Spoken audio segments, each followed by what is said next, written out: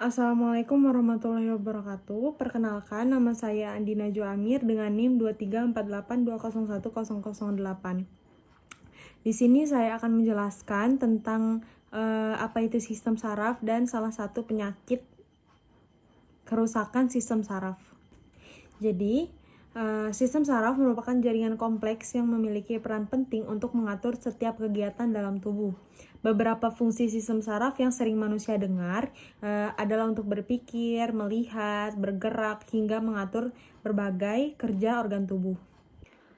Sistem saraf yang kompleks dapat dibagi menjadi dua kelompok besar, yaitu yang pertama sistem saraf pusat dan yang kedua sistem saraf tepi. Sistem saraf pusat terdiri dari otak dan sumsum tulang belakang, sementara sistem saraf tepi terdiri dari sistem saraf somatik dan otonom. Kedua sistem ini bekerja sama untuk mengendalikan seluruh aktivitas di dalam tubuh, baik yang disadari maupun yang tidak disadari. Sistem saraf terdiri dari beberapa bagian, yaitu otak, sumsum tulang belakang, dan sel-sel saraf atau neuron. Fungsi dari bagian-bagian ini tuh saling berhubungan satu sama lain. Jadi sistem saraf memiliki beberapa bagian. Yang pertama ada otak, yang kedua ada sumsum tulang belakang, dan yang ketiga ada sel saraf atau neuron. Yang pertama ada otak. Otak adalah pusat kendali yang bertugas untuk mengatur segala fungsi di dalam tubuh, mulai dari gerakan, sekresi atau mengeluarkan hormon, daya pikir atau kognitif, sensasi, hingga emosi. Yang kedua ada sumsum tulang belakang. Sumsum tulang belakang adalah bagian dari sistem saraf pusat. Sebagian rangsangan yang sifatnya refleks bisa melewati sumsum tulang belakang tanpa melewati otak. Yang ketiga ada sel saraf atau neuron. Neuron adalah unit kerjasama sistem saraf pusat. Terdiri dari 12 nervus kranial, semua nervus spinal, dan cabangnya. Fungsinya sebagai penghantar informasi berupa rangsangan atau impuls. Dengan adanya sel-sel saraf ini, baik organ maupun sistem gerak bisa memberikan respons sebagaimana mestinya. Selanjutnya ada fungsi sistem saraf pada manusia.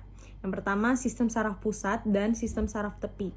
Yang pertama, sistem saraf pusat. Sistem saraf pusat mengendalikan seluruh pengaturan dan pengolahan rangsangan, mulai dari mengatur pikiran, gerakan, emosi, pernapasan, denyut jantung, pelepasan berbagai hormon, suhu tubuh, hingga koordinasi seluruh sel saraf untuk melakukan fungsi pengaturan di dalam tubuh. Yang kedua ada sistem saraf tepi. Fungsi utama dari sistem saraf tepi adalah menerima rangsangan dan menghantarkan semua respons yang sudah diolah oleh sistem saraf pusat. Nah, sistem saraf tepi terdiri dari beberapa fungsi dan bagian. Yang pertama ada fungsi sensorik, yang kedua ada fungsi motorik, yang ketiga ada fungsi somatik. Yang pertama ada fungsi sensorik. Fungsi sensorik ini berfungsi untuk menerima rangsangan atau impuls baik yang dari luar maupun dalam tubuh. Rangsangan yang diterima bisa berupa cahaya, suhu, bau, suara, sentuhan, dan tekanan. Yang kedua ada fungsi motorik. Bagian motorik ini berperan untuk memberikan tanggapan atau reaksi tubuh terhadap rangsangan yang sudah diproses oleh sistem saraf pusat.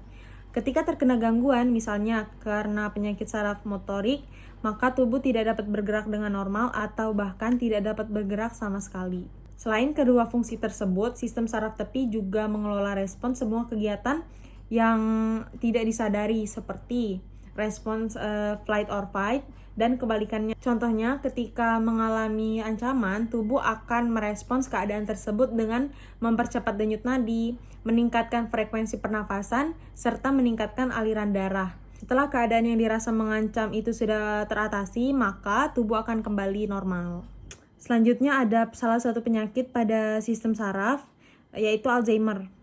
Alzheimer ini adalah penyakit degeneratif progresif pada otak yang umumnya menyerang orang tua, serta dikaitkan dengan perkembangan plak-plak beta amiloid pada otak. Nama penyakit ini diambil dari nama ilmuwan, yaitu Alois Alzheimer. Penderita penyakit ini menunjukkan gejala kebingungan, disorientasi, kegagalan memori, gangguan bicara, dan demensia. Penyebab pasti dari penyakit ini tuh belum diketahui. Penyakit Alzheimer itu bukanlah penyakit menular, melainkan merupakan sejenis sindrom dengan apoptosis sel-sel otak pada saat yang hampir bersamaan, sehingga otak tampak mengerut dan mengecil. Risiko untuk mengidap Alzheimer meningkat seiring dengan pertambahan usia. Saat menginjak usia 65 tahun, seseorang mempunyai risiko 5% mengidap penyakit ini dan akan meningkat 2 kali lipat setiap 5 tahunnya. Sekalipun penyakit ini dikaitkan dengan orang tua, tetapi sejarah membuktikan bahwa penyakit ini pertama kali dikenali pada seorang wanita dengan usia awal 50-an. Dan uji yang dapat dilakukan pada Alzheimer itu ada PET atau pemindaian tomografi emisi positron. PET adalah tes pencitraan yang menghasilkan gambar organ dan jaringan Anda di tempat kerja. Tes ini menggunakan bahan kimia radioaktif yang aman dan dapat disuntikan yang disebut radiotracer dan perangkat yang disebut pemindai PET. Di sini ada perbedaan PET, MRI, dan CT scan. Pemindaian PET menggunakan pelacak radioaktif untuk menunjukkan bagaimana suatu organ berfungsi secara real time. Gambar pemindaian PET dapat mendeteksi perubahan seluler pada organ dan jaringan lebih awal dibandingkan pemindaian CT dan MRI. Selanjutnya ada rabies. Rabies adalah penyakit zoonosis di mana manusia terinfeksi melalui jilatan atau gigitan hewan yang terjangkit rabies seperti anjing, kucing, musang, kera, serigala, rakun, kelelawar, dan lain-lain.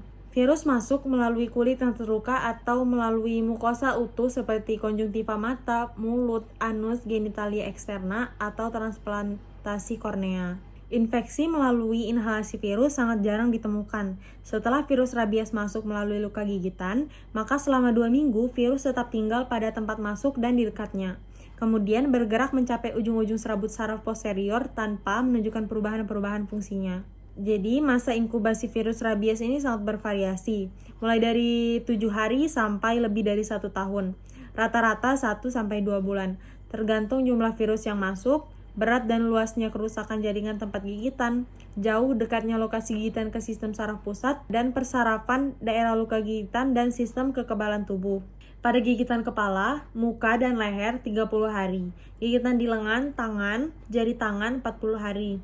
Gigitan di tungkai, kaki, jari kaki 60 hari.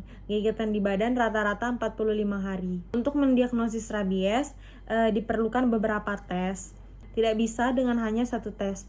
Nah, tes yang dapat digunakan untuk mengkonfirmasi kasus rabies antara lain deteksi antibodi spesifik seperti virus rabies, isolasi virus, dan deteksi protein virus atau RNA. Spesimen yang digunakan merupakan cerebrospinal, serum, saliva, dan biopsi kulit.